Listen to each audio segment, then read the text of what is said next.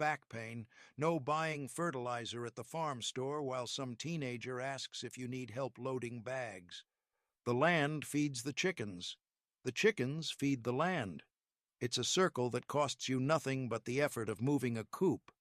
But pasture rotation only works during growing season.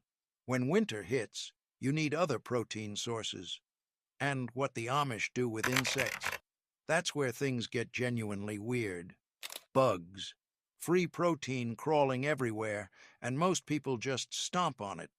The Amish don't stomp, they harvest. A single chicken can eat up to 80 insects per day.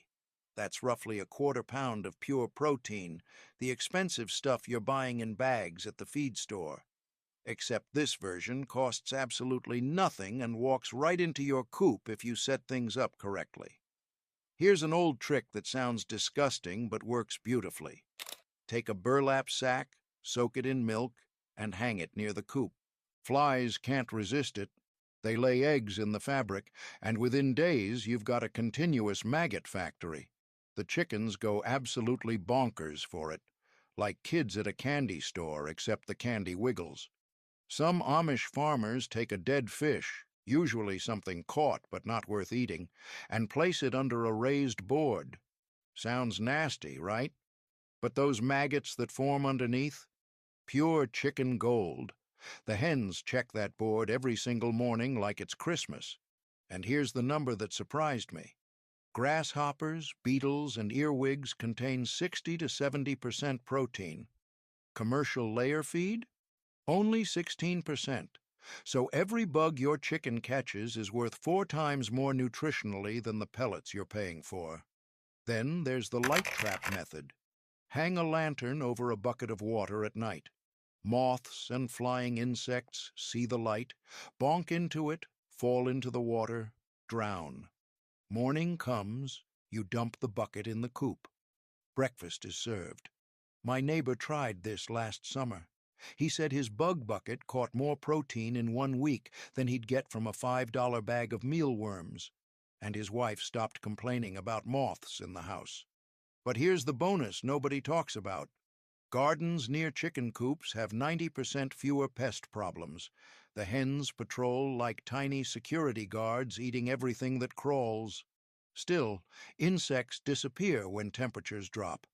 So the Amish developed another trick, one involving fermentation that makes cheap grain stretch 3 times further. Here's where things get weird. The Amish take cheap grain, the stuff that's practically free, and make it work 3 times harder. The secret? Fermentation. Same process that turns cucumbers into pickles and cabbage into sauerkraut. You dump whatever grain you've got into a bucket, cover it with water, then you wait. 3 to 4 days later it starts bubbling slightly and smells like sourdough bread. That's when you know it's ready. My grandfather called this sour feed. His grandfather called it common sense. But why bother? Here's the science made simple. Raw grain contains something called phytic acid. Nasty stuff. It basically handcuffs all the good nutrients, zinc, iron, calcium, and prevents your chickens from absorbing them. Fermentation breaks those handcuffs off. Same grain, triple the nutrition. That's not marketing nonsense. That's chemistry. And here's what surprised me most. Chickens eating fermented feed eat less. Way less. Their bellies fill faster because the nutrients actually get absorbed instead of passing straight through. A 50-pound bag of scratch grain suddenly lasts 3 times longer. Do the math on that. The fermentation process also creates natural probiotics. Good bacteria that line the gut and fight off the bad stuff.